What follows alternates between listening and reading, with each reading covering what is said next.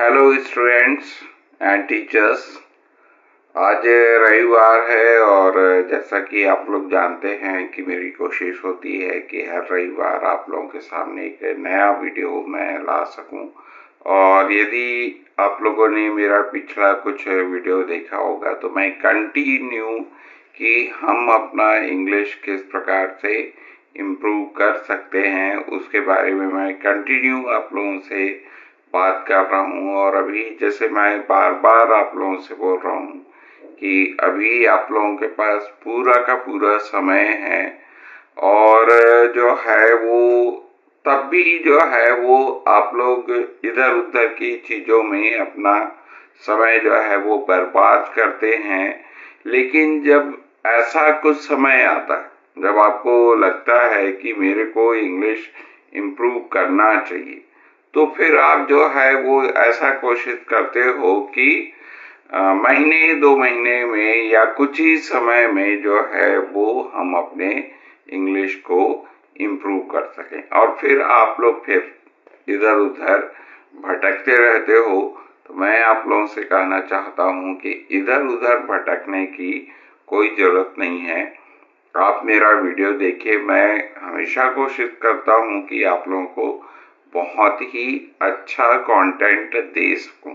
तो देखिए, सबसे बड़ा जो दिक्कत आजकल मैं स्टूडेंट्स लोगों के साथ देखा हूँ वो ये है कि वो ये सोचते हैं कि जब तक कोई टीचर हमको टीच नहीं करेगा या जब तक जो है वो कोई एनवायरनमेंट नहीं होगा, मतलब उनको ऐसा लगता है कि I can not improve my English by my own, मतलब मैं खुद से अपनी अंग्रेजी जो है वो इम्प्रूव नहीं कर सकता हूँ। घर बैठे तो मैं कर ही नहीं सकता, ऐसा उनको लगता है।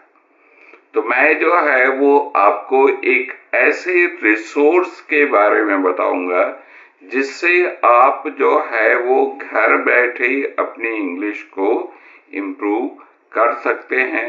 वो रिसोर्स लगभग सबके पास होता है लेकिन they never use that resource in improving their English, and that resource is what?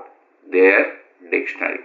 मतलब आपकी जो छोटी सी डिक्शनरी है उसमें जो है वो इतनी सारी चीजें होती हैं कि आप उससे आसानी से जो है वो अपना इंग्लिश इम्प्रूव कर सकते हो। जैसे इंग्लिश इम्प्रूव करने के लिए आजकल हम लोग क्या करते हैं, जैसे बहुत सारे टीचर्स बताते हैं इधर you should use the grammar, और मैं उसके ऊपर पहले ही ये वीडियो बना चुका हूँ कि जो है वो ग्रामर का बहुत ज्यादा उपयोग मत कीजिए, है ना।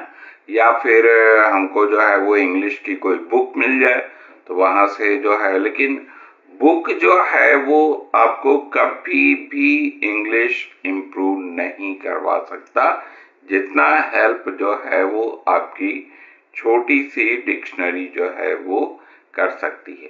तो इस डिक्शनरी के माध्यम से आप घर बैठे किस प्रकार से अपने इंग्लिश को इम्प्रूव करें ये मैं तरीका आज आप लोगों के साथ शेयर करने वाला हूँ। तो देखिए, सबसे पहले तो जो है वो एक स्टैंडर्ड डिक्शनरी खरीद लीजिए। मैं कह रहा हूँ खरीद लीजिए। ऑनलाइन डिक्शनरी का भी आप लोग उपयोग कर सकते हैं जो है वो आपके, यदि आपके पास कंप्यूटर सिस्टम है, लैपटॉप वगैरह है तो वहां से जो है वो आप डिक्शनरी देख सकते हैं, या ऑनलाइन बहुत सारी ऐसी डिक्शनरी है जो ऐप के माध्यम से आप लोगों के पास उपलब्ध हो जाएंगी। तो उन ऐप्स को, डिक्शनरी के ऐप्स को, है ना, वो जो है वो आप उनको डाउनलोड करके रख सकते हैं। लेकिन आप हमेशा ध्यान रखिए कि जो है वो सिर्फ बाइलिंगुअल डिक्शनरी का उपयोग ना करें। बाइलिंगुअल डिक्शनरी का मतलब क्या होता है कि जिसमें मीनिंग जो है वो सिर्फ हिंदी, मतलब इंग्लिश का मीनिंग जो है वो सिर्फ हिंदी में दिया रहता है। तो मैं जैसे बोल रहा था कि आप जो है वो डिक्शनरी का उपयोग जो है वो कोई अच्छा सा ऐप डाउनलोड कर लीजिए और उस डिक्शनरी का जो है वो आप उपयोग करिए। देखिए आजकल जो है वो, क्योंकि आजकल गूगल ट्रांसलेशन का जमाना है, तो ज्यादातर लोग जो है वो क्या करते हैं, यदि किसी शब्द का या कोई वाक्य का या इवन कोई सेंटेंस का मीनिंग जो है वो उनको देखना होता है, तो वो गूगल ट्रांसलेट पे जाते हैं, सीधे सीधे अपने ही लैंग्वेज में डायरेक्ट उसको जो है वो उसका अनुवाद कर लेते हैं। तो that will never improve your English. ठीक है।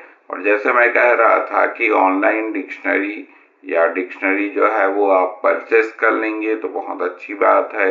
अच्छी अच्छी डिक्शनरी जो है वो मार्केट से मिलेगी, जिसका लिंक में जो है आप ऑनलाइन भी डिक्शनरी मंगवा सकते हैं। जो भी आपको अच्छा लगता है ऐसे डिक्शनरी जो है मंगवा सकते हैं। दूसरी बात जो मैं आपको बोल रहा था कि हमेशा जो है वो इंग्लिश हिंदी डिक्शनरी का उपयोग कीजिए। जो है वो डिक्शनरी में आपके पास जो है वो मीनिंग के अलावा क्या क्या और चीजें होती हैं, इनको भी मैं आप लोगों को बताता हूँ। ठीक है। तो पहले तो जो है वो, जैसे मैं बार बार बोल रहा हूँ कि बाइलिंगुअल डिक्शनरी का उपयोग मत कीजिए, इंग्लिश हिंदी डिक्शनरी का आप उपयोग कीजिए। ताकि उससे फायदा ये होगा कि आप जो वर्ड का मीनिंग देखना चाहते हैं उसका एक ऑप्शनल वर्ड और भी जो है वो आपको डिक्शनरी से मिल जाएगा। अच्छी डिक्शनरी का यदि उपयोग करते हैं तो वो कौन सा पार्ट्स ऑफ स्पीच है, दैट पर्टिकुलर वर्ड जिसको आप खोज रहे हो डिक्शनरी में, वो कौन सा पार्ट्स ऑफ स्पीच है, मतलब ग्रामेटिकली वो क्या है, नाउन है, प्रोनाउन है, एडवर्ब है, एडजेक्टिव है, ये सारी जानकारी भी जो है वो उस डिक्शनरी से मिलेगी। बहुत सारी जो डिक्शनरी होती है, जो अच्छी डिक्शनरी होती है, उसमें जो है वो ट्रांसलेशन भी दिया रहता है। सॉरी, ट्रांसलेशन बोल रहा हूँ, प्रोनाउंसिएशन दिया रहता है। प्रोनाउंसिएशन मतलब उसका प्रोनाउंसिएशन, उस पर्टिकुलर वर्ड का प्रोनाउंसिएशन जो है वो कैसे करते हैं। और यदि आप जो है वो सीधे सीधे अपने मोबाइल फोन से किसी डिक्शनरी को में अपना जो पर्टिकुलर वर्ड है उसका मीनिंग को देखेंगे, तो वहाँ डिफरेंट एसेंट में, मतलब अलग अलग तरीके से, इंडियन तरीके से उसका उच्चारण क्या होता है, प्रोनाउंसिएशन कैसे होता है, ये सारी चीजें जो है वो दी रहती हैं। दूसरा, डिक्शनरी में जो है वो कई ऐसी डिक्शनरीज होती है, चाहे आप ऑनलाइन देख लो या ऑफलाइन, जो आपके पास फिजिकल जो डिक्शनरी है, तो उसमें जो है जो पर्टिकुलर वर्ड है उसका वाक्य में प्रयोग करके भी दिया रहता है। और देखिए, कभी भी आप इंग्लिश सीखना चाहते हैं, मतलब सिर्फ कि मैं शब्दों को रट लूं, कि मैं उसका स्ट्रक्चर जान लूं, तो इस प्रकार से आप अपनी अंग्रेजी को जो है वो इम्प्रूव नहीं कर सकते हैं, है ना। तो इसके लिए क्या है कि आपके दिमाग में जो है वो क्या होना चाहिए, मतलब सेंटेंस भी जो है वो रहना चाहिए। ठीक है।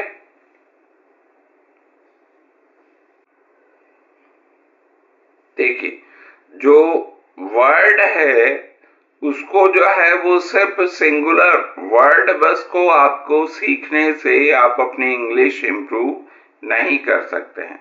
तो वहां पर क्या है, यदि उस वर्ड का मीनिंग आपको मीनिंग भी दिया रहे, प्लस उसका सेंटेंस में भी उपयोग दिया रहे, प्रोनाउंसिएशन भी दिया रहे, तो ऐसे जो है वो डिक्शनरी का उपयोग करें।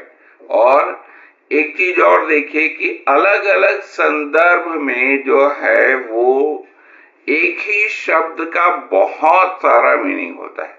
तो यदि आप स्टैंडर्ड की डिक्शनरी देखेंगे, जैसे मैं आपको बता रहा हूँ कि उसका मैं जो है वो आपको कौन सा डिक्शनरी उपयोग आपको करना चाहिए, कुछ अच्छी जो डिक्शनरी है उसको मैं डिस्क्रिप्शन में आप लोगों को बता दूंगा। मैं डायरेक्टली यहाँ पर उसका नाम तो नहीं बोल पाऊंगा, क्योंकि फिर ऐसा हो जाएगा कि ये किसी ब्रांड का प्रमोशन कर रहे हैं, है ना।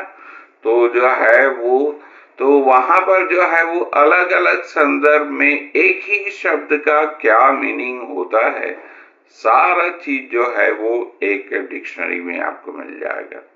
ठीक है। तो लेकिन बहुत ज्यादा डिक्शनरी का उपयोग मत भी कीजिए।